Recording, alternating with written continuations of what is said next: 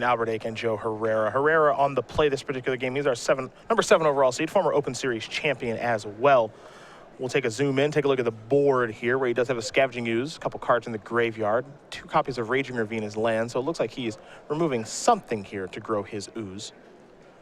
Ake on his side, he's got a Temple Garden, a Stomping Ground, a Basic Plains, and a Voice of Resurgence, so these players have certainly traded off some resources here. Looks as though Scavenging Ooze has bit the dust for Herrera, and now here comes Voice of Resurgence. The follow-up here for Ake is a Scavenging Ooze of his own, and he'll force Herrera to have an answer. Remember, Albert Ake has lost 3 matches this tournament. He's lost once to Tom Ross, once to Logan Mize, and once to Michael Majors. That's it. 3 very, very skilled players, and they're all out of the tournament. Yeah, all top 8 competitors, all gone. Yeah.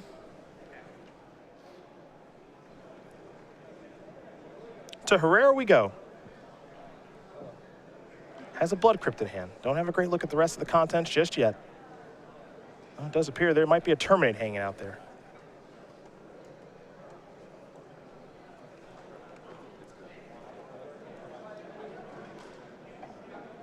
Blood Crypt appears to be the land he wants to play. He also has a copy of Tarmogoyf over there. If he chooses to cast that, we'll get a size check on that, but he's just going to pass the turn back. Feels like a removal spell to me. Well, I don't know why he would be waiting if that was the case, because of Voice of Resurgence. Very true. I imagine if Joe's passing the turn back, he's planning on doing nothing.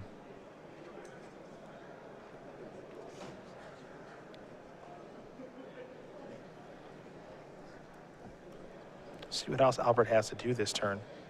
I think Joe is probably trying to be, I guess, you know, you got to take a look at Joe's deck list. It feels, if he's not playing anything, it feels like Anger of the Gods. Possibly. There's another Reliquary. Little size check there. 4/4. That's important. Right. So if Albert here wants to advance his board, but he's concerned about Anger of the Gods, then playing Knight here is very, very good. And there's a Terminate. Voice of Resurgence will bring along an Elemental token. You saw Albert up on that immediately. He was not missing that Elemental token.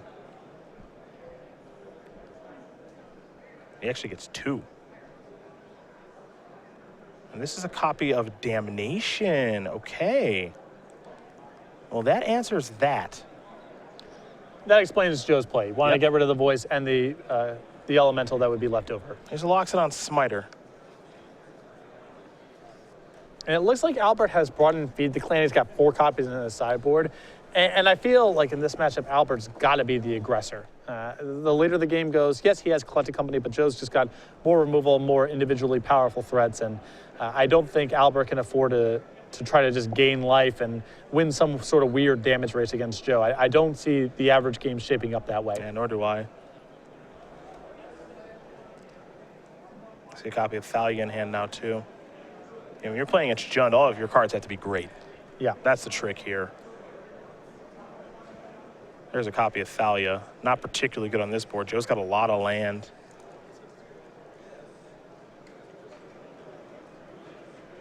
Maybe we see Albert reassess things if it goes to a 3rd game.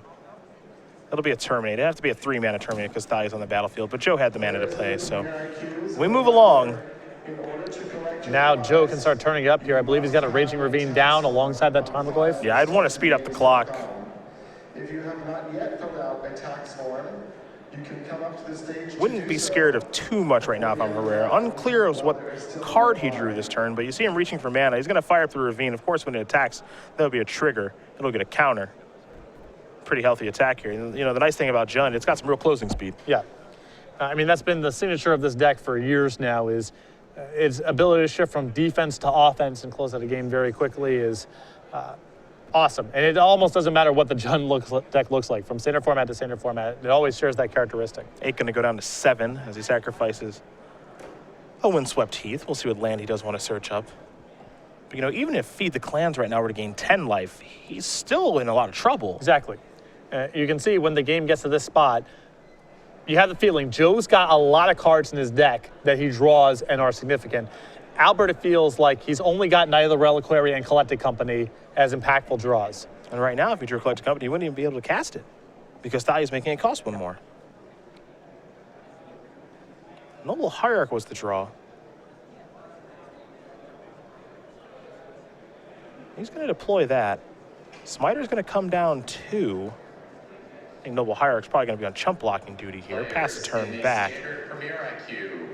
See if Herrera's able to find some removal spells. If he has a removal spell and can fire up the Ravine with all of his mana, then Albert's in the abyss. Yeah. Regardless, Albert has a chump block this turn. This is the kind of situation that Jund likes to get itself into. It's got really good top decks in spots like this. Noble Hierarch will block the Raging Ravine. Tarmogoyf will deal 4. Ake going to go down to 3. Herrera with a Bloodstained Mire pass the turn back. Now, Feed the Clans actually does get a little interesting he's at least got Ferocious online. Yeah. It's 10.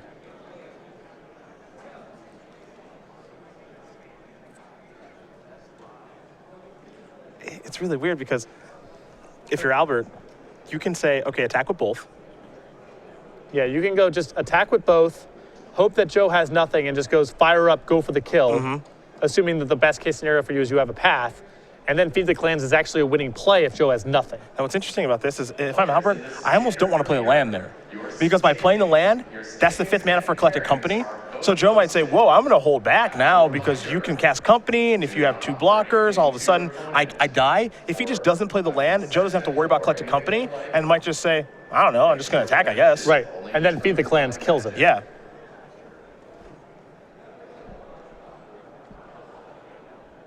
May have been able to trap him there a little bit. Because one thing I don't think Joe expects, and we don't have a great look at Albert's graveyard this game, but I don't know if Joe expects to be playing against Feed the Clans after sideboard. I would be stunned if that was on Joe's radar here. And we see Joe do a little shoulder shrug here. Let's see what this is. This is a lightning bolt going to go upstairs. Oh, this is a pretty good way to do it. Joe registers this as a possibility. Because if it's Collected Company, Albert just dies. If it's Feed the Clan, Joe knows and can attack appropriately. Yeah, if there's Feed the Clan, it's going to have to cost 3. There we go, because of Thalia. Going to gain 10. That's a heads-up play by Joe. He could have. A lot of players would have just died in that spot if Feed the Clan was not on their radar. Ravine's going to get dialed up here. Now, he's got to be a little careful here. Yes. Whoa. No, that's Xaxes. Is that Xaxes? Yeah, because he goes down to 10. Yep, right. And then it's Xaxes. Yep. You are correct. You are correct. So Lightning Bolt's actually a beautiful draw. Right, there. yep. Yep, never mind. Ravine becomes a 6/6. Tarmogoyf's a 4-power creature. That is Xaxes. So Joe Herrera is going to win game number 2 here over Albert Ake. Jund, Naya Company, get ready for a 3rd one. Winner of this match going to play against Hunter Nance. And that Lightning Bolt there was really solid from Joe. Just he gets to see up front exactly what's going on. I think that's really the only chance that Albert had to win that game was make that attack, try to trap him. Yes. I think that's the best opportunity for him to try to win that game. Doesn't work out. Lightning Bolt, a great draw there for Herrera. Sideboard time. We take a look at Ake first. He's got a Blood Moon, 2 chokes, an Aethersworn Canonist, 2 Thalia, Guardian of Threeboom, which we saw in that game. We also saw at least 1 copy of Feed the Clan. He has 4 of those on the board. A Kataki War's Wage, a Magus of the Moon, a Scavenging Ooze, which we know is in his deck, and then 2 copies of Stony Silence. So I'm definitely a fan of Scavenging Ooze, and I'm down with Thalia, particularly when Albert's on the play. I think that the 1 copy of Magus of the Moon, it's not likely to do very much, but there's going to be some draws Joe gets where he can't function in the face of that if he just happens to draw dual lands, and I think it's worth bringing in because the upside is so high. Blood Moon, I'm less convinced is solid in this matchup because at least Magus of the Moon is attacker, but if Albert really thinks Joe's vulnerable to it, he could bring in the Blood Moon as well. I've already said my piece on Feed the Clans. I don't think it's the position Albert can afford to take in the matchup, but it appears that he likes it and was almost very, very good in that game. Other side of things for Joe Herrera, an Abrupt Decay, an Ancient Grudge, a Shatterstorm, 2 Anger of the Gods, 2 Damnation. We know those are in his deck after sideboard. 3 Kitchen Finks, 3 Fulminator Mage, Nile Spellbomb, and the very powerful Olivia Voldaren. All I want to do in Joe's spot is block and trade. That's the only thing I care about doing. Abrupt Decay, I think the 2 Anger of the Gods are probably good enough here, though. Albert does have some large creatures, 3 copies of Kitchen Finks, and I think Olivia is a high upside play here as well. Well, player shuffle for game number 3, so we'll very quickly talk about SCG game night here with Star City Games. You saw on our lapels, we've got Furious George. Not a lot of time to get him, though. August almost over. Exactly. August is running down. Every month we send out a new kit with pins and foil tokens to the stores who can run this program however they want to, sanctioned or unsanctioned. Just get players in the store for some fun and friendly magic. Regular time every week. If you want to get the August pin, running out of time, September coming down the pipeline. Too late to get signed up for this one, but if you want to get signed up for October with the Hippo, head over to StarCityGames.com/game night for more information, or contact your Star City Games organized play representative. Such hippos. About time for the hippo. Yeah. Only been demanding this one for about 18 months now. Not bad. Not bad. It's a slow burn, you know? Sorry, we got something. We got some ideas. Progress is often incremental. We got some ideas. We talked about some game night creature collection stuff yesterday that people are really into. Someone actually today, they said, what about a hedgehog? I said, I'm in. Send it up the pipeline. Yep. But here's the thing. Can we just thieve the name Sonic, or do we have to think of something else? I would imagine that's copyrighted. That's probably a bad idea, right?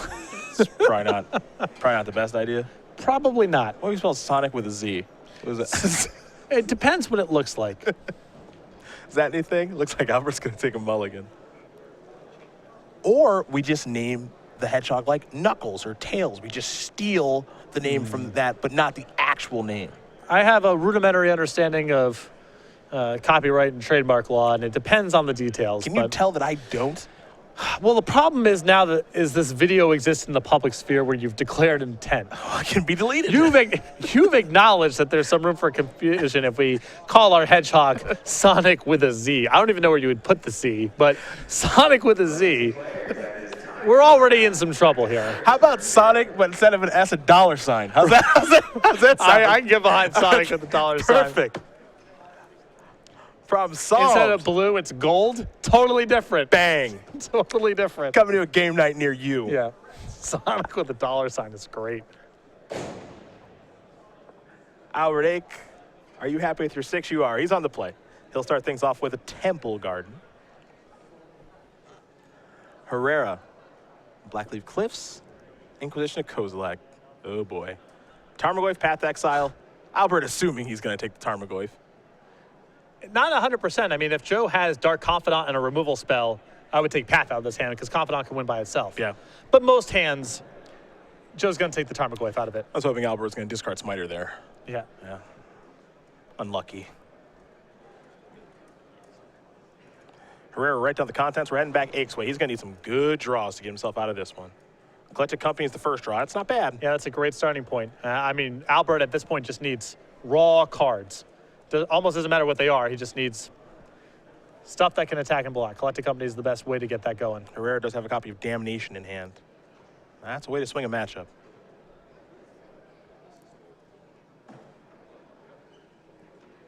Herrera going to sacrifice the the Wooded Foothills. Ake is the one with the windswept teeth. He'll be sacrificing that soon enough. Herrera down to 19. We'll see what land he wants to get. You know, for what it's worth, he might even have Dark Confidant in his hand and just say, I'll play it and you path it and I get a land. And I'm perfectly fine with that exchange too.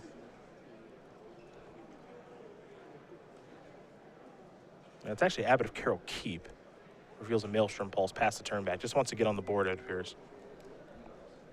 In a matchup that's likely to be slow, with Albert having the hand that he has, I'm really surprised Joe is in that much of a rush to get something on the board, especially if he has Damnation in his hand. If I'm Joe, I'm trying to set up Abbott to play on turn 7 or 8. I'm not looking to just start attacking here. Again, it's a role assessment thing. I think Joe is firmly the control deck in this matchup, and every 2-for-1, he needs to try to squeeze as much out of as possible. And how this game is going, it feels like Abbott is a turn 5 play. Yeah. Noble Hierarch pass the turn back. Herrera will take a draw step. Actually, he says, you know what, I'm going to use this Path to Exile right now on your Abbott.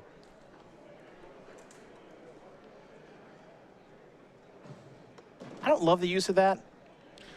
You know, Joe's deck is pretty mana hungry. And if he's willing to play an Abbott on turn 2, to me, the most likely scenario is he doesn't have that much mana, because otherwise he would value the Abbott much higher. So I'm not looking to path there. As we saw in the last game, it's actually pretty hard for Albert to get through a Tarmogoyf. Yeah. That's, 4-5, and it's going to be a 4-5 a lot of the time. I mean, you look at some of these threats, there's a Tassiker, there's the Tarmogoyfs, 4 copies of Dark Confidant. Maybe they're not in Joe's deck anymore, maybe they are. Scavenging Ooze. Olivia in the sideboard. Yeah. Those paths are already taxed. I mean, there's a lot of threats that Joe brings to the table that Albert kind of needs to kill straight away.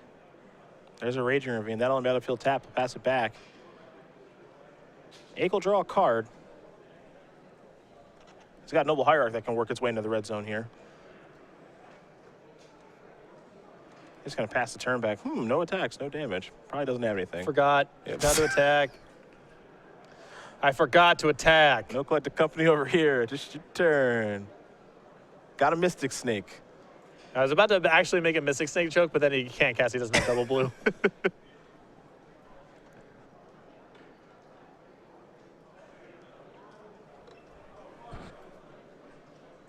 Is there some quad green flash creature? There's no beast attack. No. Elephant Ambush, I guess. Yeah, your favorite. Here's Collective Company. This is like Elephant Ambush. Could be better. Could be worse. So it looks like Albert has brought in the Blood Moon, which almost certainly means he has the Magus in. Joe here with a Forest and a Swamp. So he can play through that card pretty easily if it shows up. And doesn't care too much about Blood Moon. Here's Scavenging Ooze and Thalia. Really good news for Joe here. All he's hoping to avoid here are creatures that have some resilience to damnation. Yep. And this is stuff that just dies. Ankle draw. Picked up a copy of Path to Exile for the turn. The red zone is where he's heading shortly. But for Herrera, because he does have that damnation in hand, first of all, Ake might just have to slow down with attacking because there's a 3/3 Raging Ravine on defense. But as you mentioned, all these creatures just die to damnation, and if you're Joe, you'll take your 3 for 1.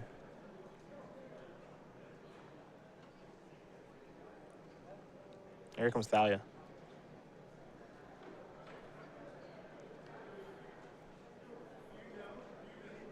This is a 3-power creature because of Exalted. Yeah, this is a safe attack. Yep. There's a Plains.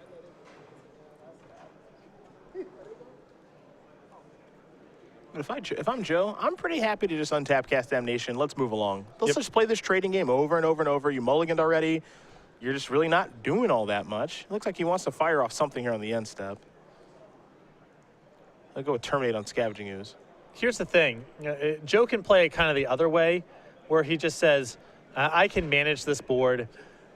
Albert needs to do more than this, whether it's play one of his good 3-mana creatures like Smiter or Knight of the Reliquary, or even cast another copy of Collective Company, and then Damnation sweeps it up. Damnation is so powerful for Joe in this matchup and his way of managing the game that I don't think he wants to fire it off unless it's absolutely necessary or he's crushing Albert in the exchange. And I think right there, if Joe goes untap Cast Damnation and Albert has another copy of Collective Company, it's possible Joe's behind. So as long as the board is relatively maintained, Joe may just wait a little while. Here's Inquisition of Kozilek. Going to cost 2 mana, though. You wonder if that's Crucible is playing. Here's Collective Company now. Okay, so he did have another one. 4, 5, 6. This has gotten a little more difficult now. Yeah. Was that an Inquisition that was an Inquisition or a Thoughtseize? Inquisition in response. Then I don't know what's to be gained by casting the Collective Company straight away. It's not like Joe can take that. And now, Joe might have something like a sorcery speed removal spell for the Knight. Yep. And now you're down a quality threat. And I believe there's a Maelstrom Pulse in Joe's hand. I know he revealed one a little bit earlier, but he's playing 2 copies. And this is the upside of the play Joe made the previous turn, where he used Terminate on a creature and said go. Now he still has Damnation in the chamber. Whereas before, if he untapped and cast Damnation and Albert Collective Companies into Knight and Tarmogoyf, Joe might be beat. Yeah, you take a big punch in the face, that's for sure. And Knight only at 3/3 right now, but also Knight can go and find Cassock Wolf Run now, and maybe you work your way towards something else. Here's 4 mana. There's a Maelstrom Pulse on the Knight. So now if you're Joe, because he's trying to reel him. And also part of it is Joe does not want Albert to go get a Wolf Run, because that means every threat Albert has post-Damnation has to be answered. Yep. Also, if Albert draws a creature, he might just cast it because it looks weird that Joe would use a spot removal spell if he had Damnation in hand. If he drew a Smiter, he'd cast it, kill it all, right. And then he's in the driver's seat. Now here's Damnation.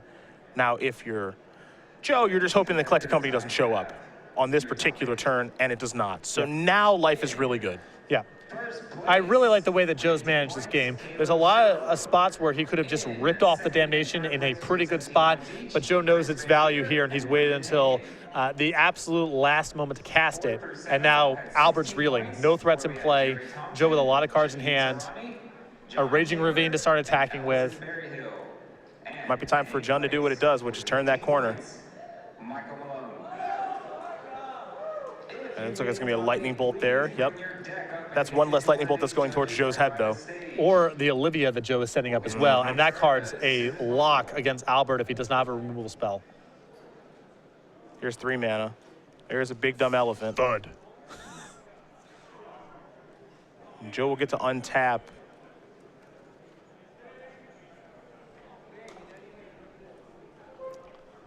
You do wonder how much he needed that 6th land, however.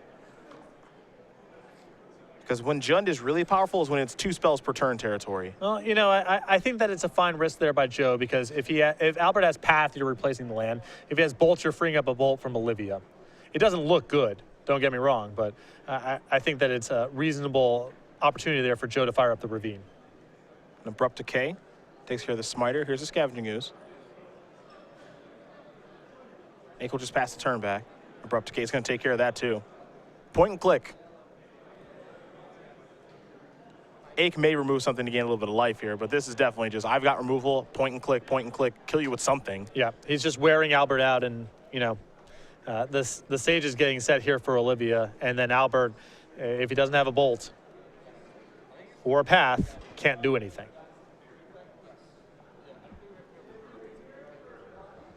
Now the question is, does Joe want to deploy the Olivia now? He's got a Lightning Bolt in hand as well. He's also got a Raging Ravine.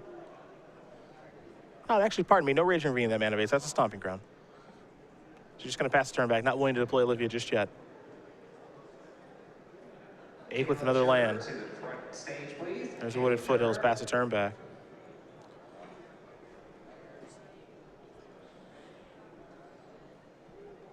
Herrera going to play Overgrown Tomb, tapped.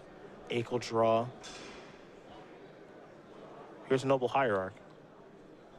This might be the card that causes Joe to want to play Olivia now. Yeah, he gets to test the waters here if he can cast Olivia and activate in the same turn, because Albert has to have a removal spell, and the worst case scenario is you've at least traded with something, and if Albert's got nothing, well, now you know the coast is clear and he's locked.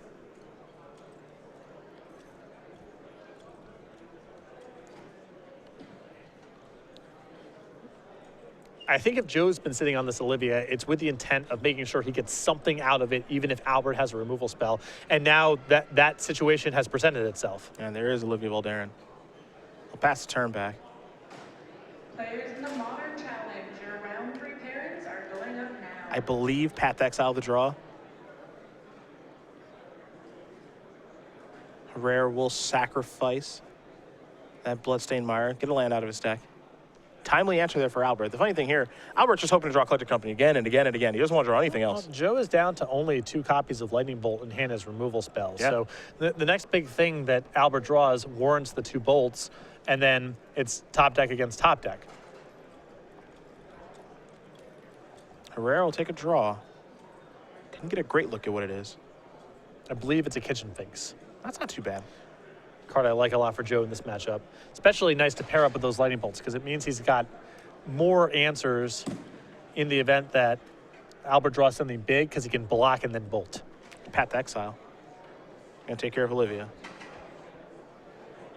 Joe will get to dig a land out of his deck. He's got 2 swamps, 1 forest as basics.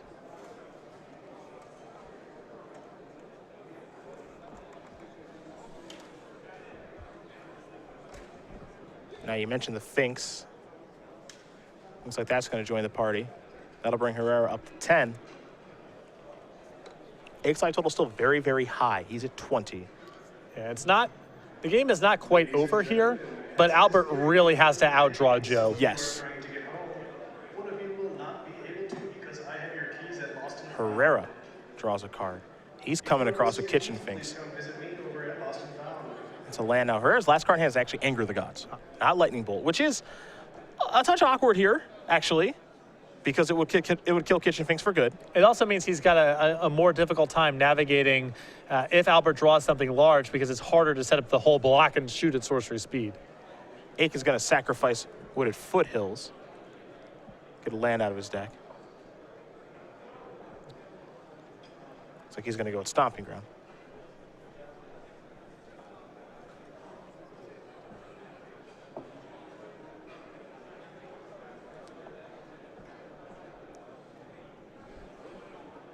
Ake will draw. Scavenging Ooze. It's a real good one. Yeah. There are plenty of creatures to remove. 3 green mana in play also. I think if you're going to rock and roll, you want to do it now or on the upkeep, one of the two.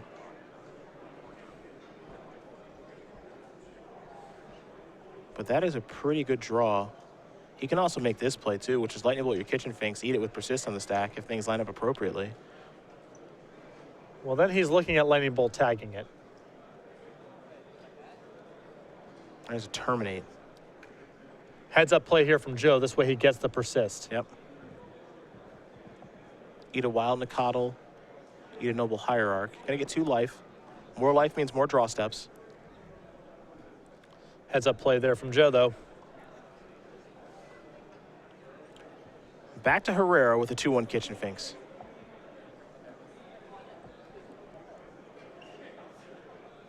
There's the attack. Ake down to 13. I believe the draw for Herrera may have been Liliana. And it looks like it is. He'll plus it. Anger the God, Sacred Foundry, they're both gone. Big fan of plussing here. The Anger God's not worth much, but a bunch of edicts definitely is. Now the look we're going to be cast. Liliana will take care of that. You're just trying to work Liliana down now. And there's a Scavenging Ooze. That's a huge draw.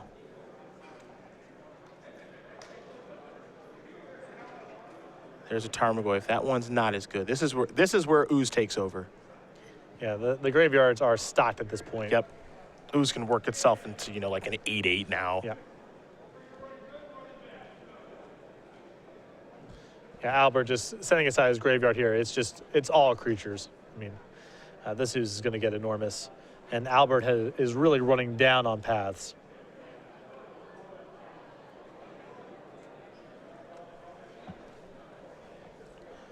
Ooze up to a 4/4. A little bit of life gain there for Herrera.